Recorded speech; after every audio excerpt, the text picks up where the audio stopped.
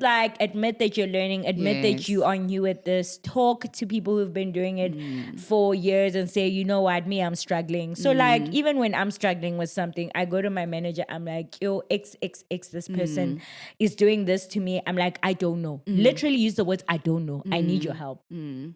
Because a lot of people are afraid to say, I don't know. But the worst, I can tell you this, the worst person is someone who pretends that they know. And they don't. Yeah. Because like they mess up so badly. Yeah. So because also they raise expectations. Because when you say you know, we expect you to know, right? Exactly. So like in that interview when you're saying, I can do this, I can do that, then now the work is here. And now you need to do it. Exactly. Right? Hello, Alpha Female family, and welcome back to yet another podcast episode, particularly our leadership series. Today, I'm joined by Omphile Kgwathe-Nkiwane, who is the head of client services at Digify Africa, an award-winning leader and someone who's very established in the social impact and entrepreneurship space.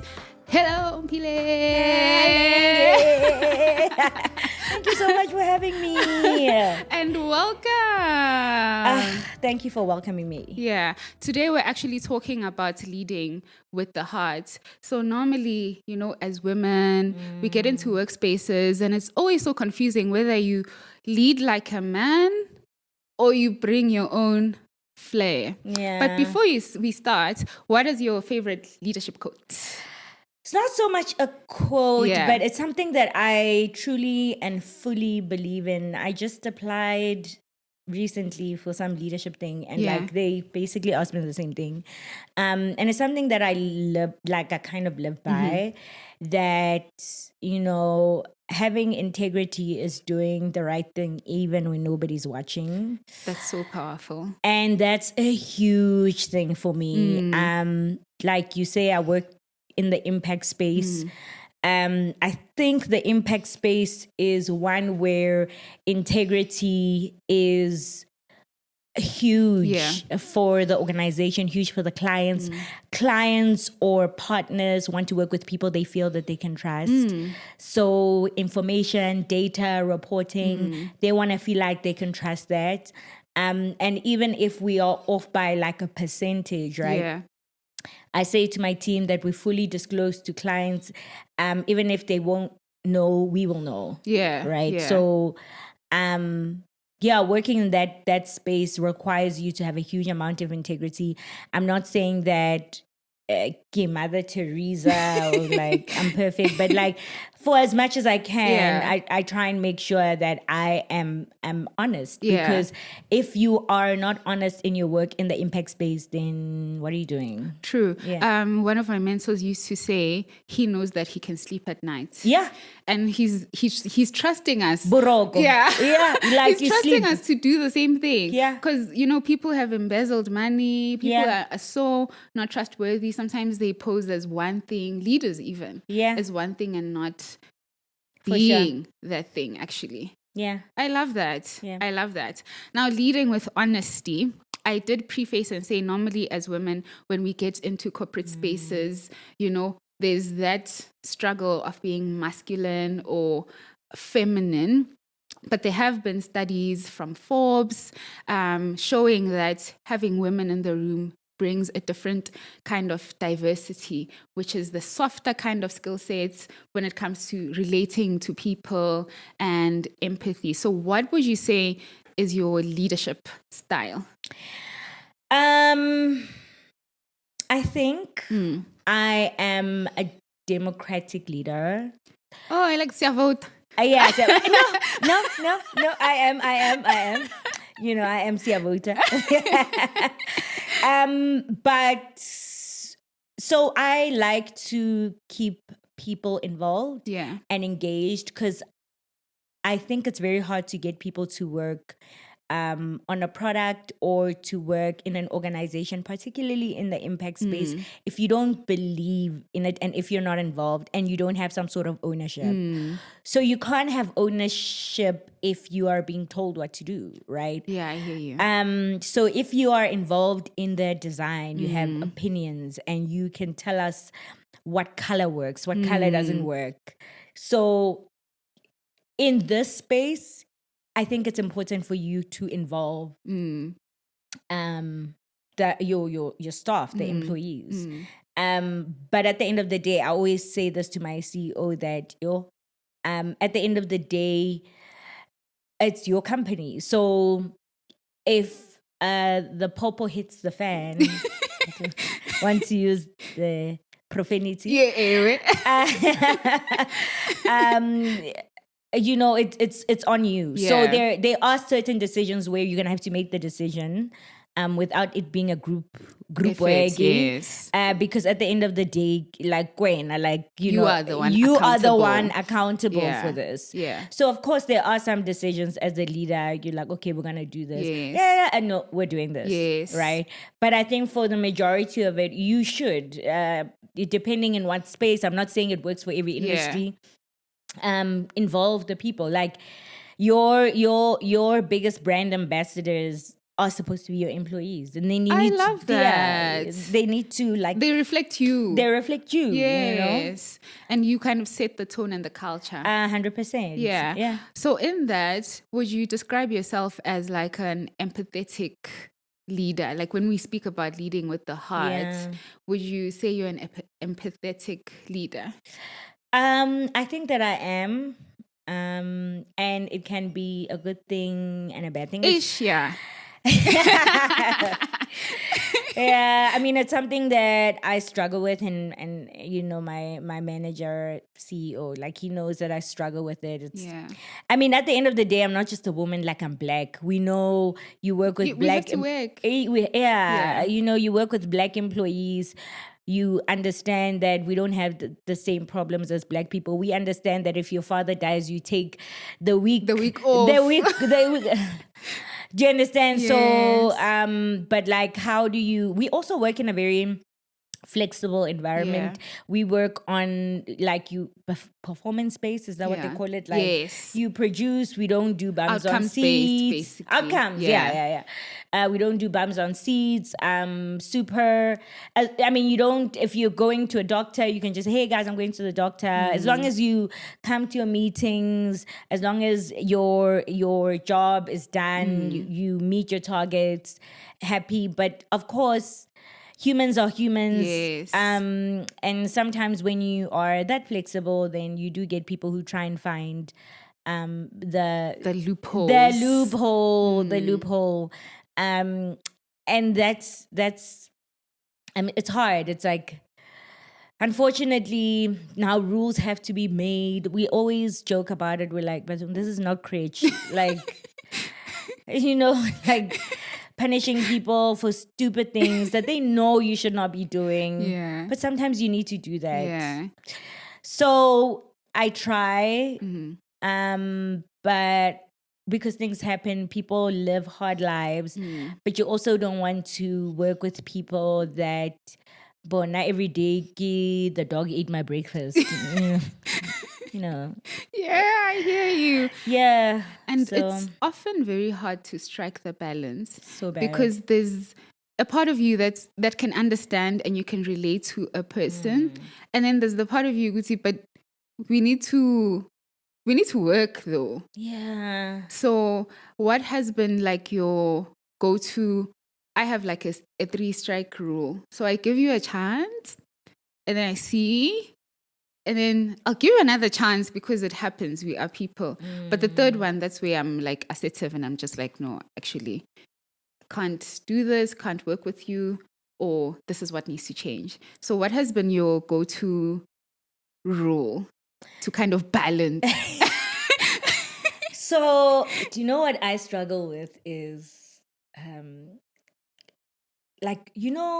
there are like corporate thugs. Yeah.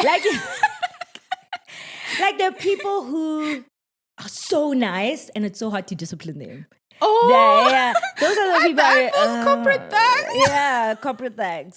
Because I feel like they know how to play the game. They're nice to everyone, but then you like, mara, this person, no, those ones are the hardest because like it's so hard to discipline someone who's really nice. Yes. But I think for me, where I draw the line, and I absolutely detest. I detest people who I detest it when you don't work, when you don't deliver, when you miss meetings and you like tardiness. Because like I said, we have such a flexible environment. And a lot of companies want bums on seats. If you are Sana 5 days a week. Yeah, 5 days a week. 5 days a week. Right. You must be there. And like if you are pregnant, you know, Until you have the 8th month. Yeah. You're working like a listen, when I was pregnant, like I had a couple of ladies that I knew, whether friends or acquaintances, and they literally said I could work until I gave birth, but my manager is a nightmare. Oh my goodness. Like some companies, they don't care. My one friend was like, listen, I'm working like there is nothing happening to me. Like my manager With does all those changes. right? And my manager, he's a man. He was so nice about it. Because I was very sick the first 4 months, he was so empathetic. He was so nice about it. And then sometimes he's like, no, just take the afternoon off. Like just really, really was just so nice to me. So this is what I'm talking about. Like we work in that kind of environment. And if I feel that you're taking advantage of us, if you're not coming to work, or every time when your daughter is sick, your grandmother's dog died, your cat's best friend, oh my God, it drives me nuts. It is a wrap. Like I'm done. It really takes a lot to drive me over the edge. But like, I can't, because the unemployment rate is insane. It's crazy. Have you seen the amount of open to works on LinkedIn? Yeah. It's actually quite crazy. It is crazy. Whether you're a receptionist or you're a chartered Or accountant. you're an engineer. Fun. With a master's, with a PhD. No, I'm Kafela. sure. So when you work in an environment that is so nice, and then when it's a circus to you. I'm a clown. I have a red nose, big clown feet. That annoys me so much. So when you see those kind of behaviors, then that's when it's a wrap for me. That's when it's a wrap. Yeah. And there's no coming back. We're done. But you would have given like long rope. Long. And I'm like, Tuesday, he did it. Monday, he did this, like it must be like a list. But yeah. No, I feel you. Have you ever been in a situation, because sometimes when you're an empath, you absorb a lot from people. So someone will tell you, and now because you're an empath, they come to you as well. So my dog has died, someone else in the team is carrying stuff. Have you ever been in a situation now where you are putting more effort and trying to carry everyone else? Yeah, I think, naturally as a woman, often, you do carry a lot, and because we understand as women, we always have, from a home perspective, I think that we carry a lot more than what men do.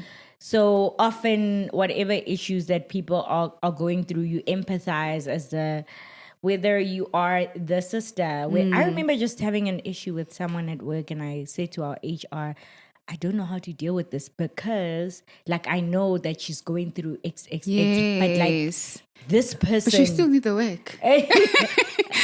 It's tough. And I needed HR to psychologize me into giving me that, because I know sometimes the verbiage as well. Yeah. Because I was struggling with the words on how do I deal with this person without being an a-hole. Because sometimes if you dare bring it up as a black woman, okay, patong, I thought we understood it. You know how black people are manipulative also when it comes to yeah, sometimes yes. It's like if a white manager, my sister, my party. waban. Yes. But if it's a white person, we kind of take it, but when it comes from another black person, we manipulate each other because we know that, of course, we understand, like, if there's something wrong with your relative, then we all know as a black person or the breadwinner, you have to now you take have care of to- that. Yeah. So you're expecting me to like understand. Yes. And that's tough. Yeah. That's tough. Have you learned to now, even going to HR, like draw boundaries around that? Or do you think you're still in the process? No, I'm definitely in the process. Yeah. I'm definitely, like, we were just talking about it at the end of last year with my manager that I feel like I need proper training because Yeah. it's really hard for me. I mean, that's why I'm like, I wish I was like, yeah. I mean, sometimes Do you wish you were a meanie? I think so. I mean, like, they have happy lives. Me, They do. Because they don't care. they don't care. I wish They're I just didn't coming care, down yeah. on you. They don't care. They don't care. Yeah. But also the downside of being a meanie is the fact that your team hates you. Yeah. They don't want to be there. They do subpar work. Yeah. Because contrary to what you said in the beginning of how you give people the ownership, I know. you allow them to be part of the purpose and hope that they show up as the best version of themselves. Maui meanie, bruh. I'm there. I'm leaving at 3. That's true. And if you are that kind of leader, the one that I described at the beginning, we are all concerned about the work. Yes. We all want to deliver. We all want to see it thrive because what? Group work. Yes. But then the problem is because of all these flexibilities, then you get that one person. Yeah. And even with the law is made because one person is naughty. That's the problem. And then it affects all of us. Yeah. My mom is in HR and labor relations specifically. And she was saying all the discipline issues. She's retired now, but like right at the end, she worked her last... She retired, this is her second year. So after COVID, she's like, the amount of discipline problems that we had Really? during COVID. Yeah, because people are home. People are home. They were really like, they right at the end of COVID, like Boma 2022, 2023, when they were telling people you can start coming back to the office. So now they let people still work at home. And then they're like, oh, but the company must buy me data. They're like, no, but you can come work at the office. No, but now okay, but like, do you want to work at home? Or you are welcome to come and work at the office. Yeah. Right? The companies, well within their rights, they gave you data when they were compelled to keep you at home. Absolutely. But now if the office is open, so people, right? It's not, Yeah. So now they start making people come to the office because 5 of them were naughty. This is the problem. It's always the 5 out of the 1,000. Just like, why can't people behave? And then the whole organization is They're now punished affected because of the 3. But then it goes back to now the responsibility of a leader. So you are a leader, like you rightfully say, and you have flexibility and stuff. Now you have to make the hard decisions because of the 5 people. Because someone broke the law and fihla dimali somewhere where it shouldn't, and it got discovered. Now there's a law for the whole country to follow. Do you think that's burdensome? It really is. Because I think I said this to you earlier that, like, our whole thing is like, this is not a preschool. It's not a So creche. now you're forcing us to be principals.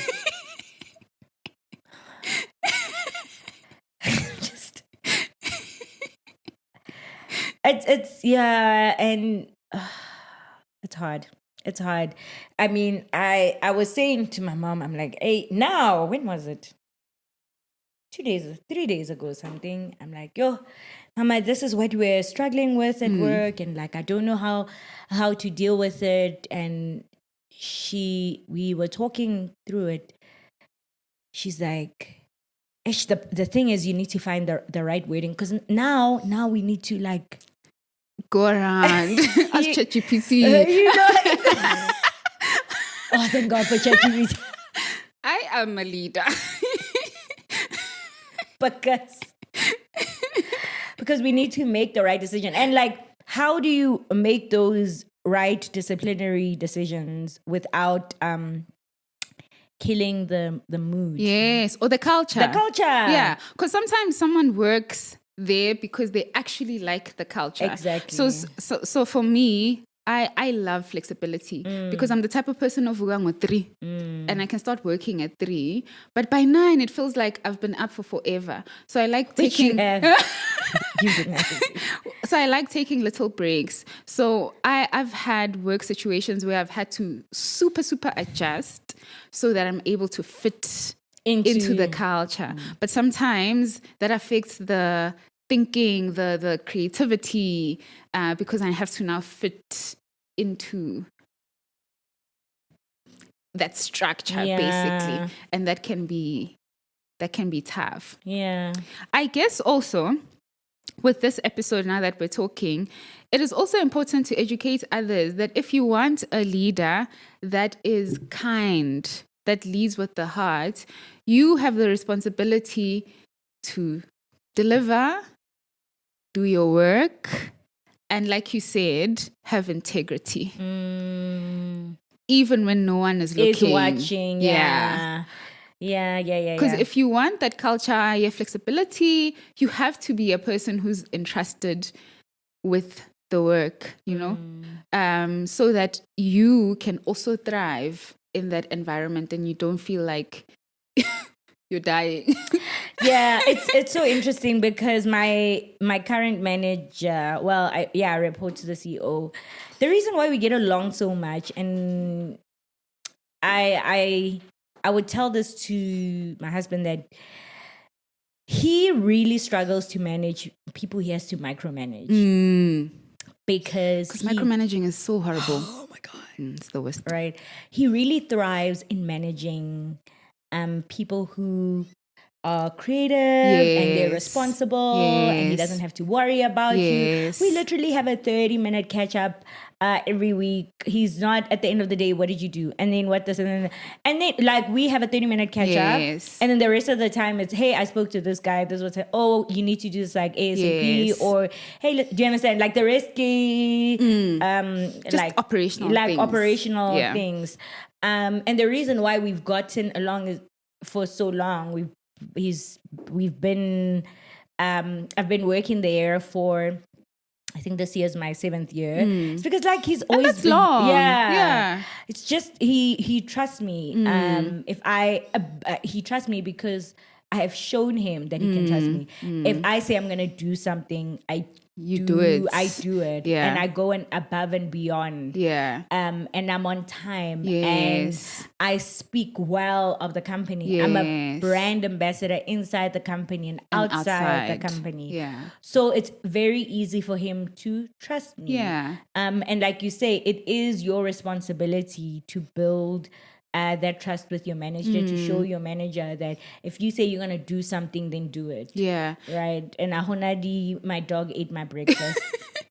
And, you know, but it's also on the manager as well. There are some people who are meanies. Just from the blood. Yeah. You know what I mean? And they just have trust issues even when you're doing the most. Yeah. But in general, I've just found that the reason why our relationship is so great is that I've held my end of the bargain. Yeah. I think also it's when you build, what do they call it? Like a track record of good, because then that builds trust. Yeah, you know, your say-do ratio. I used to have a mentor who used to say, "Lungi, your say-do ratio needs to be as close as possible to 0," which means whatever you do, you say you're gonna do exactly, and you do even above, right? Basically. And then when you don't do something, this is what you communicate. Or when you don't do something and then somebody says, Lungi didn't do, your manager must go, Lungi, no ways. And then your manager will confirm, I forgot. how like like it should be they are the first person to defend you because you have always delivered. It means if something doesn't happen, it was a mistake and they know this. Like, no, are you okay? That doesn't sound like you. Yeah. Not connecting that the sheep thing and the wolf. You know when someone does something, you're like, oh, of course, you know what I mean? Don't be that person. Be the person that your manager defends. Lungi, how? There's no way. And this is a nice wrap up because I was gonna ask you, Guti, if someone is young, upcoming, you've sort of provided two perspectives already. So one maybe should be from a leadership standpoint. Someone is young, they are maybe brilliant and they are promoted to manager, but they haven't gotten any training, no people training. They haven't been told because people are problematic. Yes. So, and they are kind. They want to lead kindly. What would you advise or tell them, or even about the balance? Yeah. I mean, baby girl, even me, I'm learning. I'm learning. But yeah, I think getting a mentor. Yeah. And the worst thing is a person that thinks that they know everything. That's like the worst character trait. The one you can't tell anything. Oh my God. Yeah. Just like admit that you're learning, admit that you are new at this, talk to people who've been doing it for years and say, you know what, me, I'm struggling. So like, even when I'm struggling with something, I go to my manager, I'm like, yo, XXX, this person is doing this to me. I'm like, I don't know. Literally use the words, I don't know. I need your help. Because a lot of people are afraid to say, I don't know. But the worst, I can tell you this, the worst person is someone who pretends that they know. And they don't. Yeah. Because like they mess up so badly. Yeah.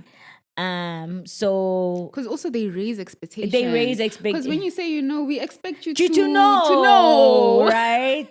Exactly. So like in that interview when you're saying, I can do this, I can do that, then now the work is here. And now you need to do it. Exactly. Right? Yeah. So I think being super transparent and say, listen, I'm really good at my job. I deliver, but I've never really managed people because managing people, baby, it's another job.